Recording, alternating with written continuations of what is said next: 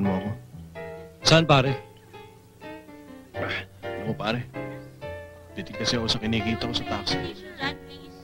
Baka naman pwede mo ako isabit sa mga racket mo. Di ba sinabi ko na sa'yo, iisa lang ang racket ko. Pero malakas ang kita, pare.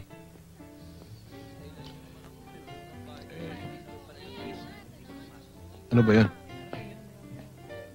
Betting, pare. Di ba illegal yun? Illegal. Kung pahuhuli ka. Hindi ako mahuhuli. Kasi operator namin, kamag-anak ni Mayor. Pare, wala na bang iba?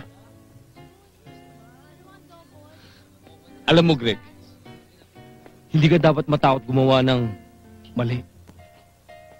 Kung walang mali, walang bawal.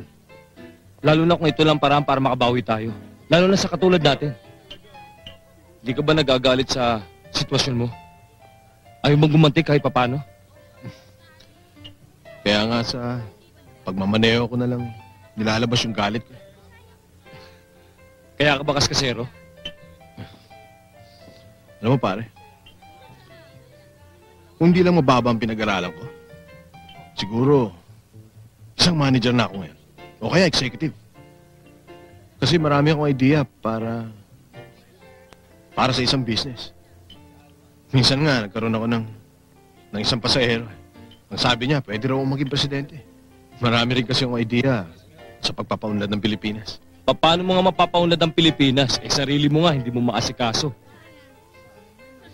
Hindi pa siguro ako ganun kadesperado para kumapit sa patalim. Ikaw kasi, pa-good boy effect ka pa kasi. Ikaw rin, hindi mo alam kung gaano kalaki mawawala sa'yo. Ha?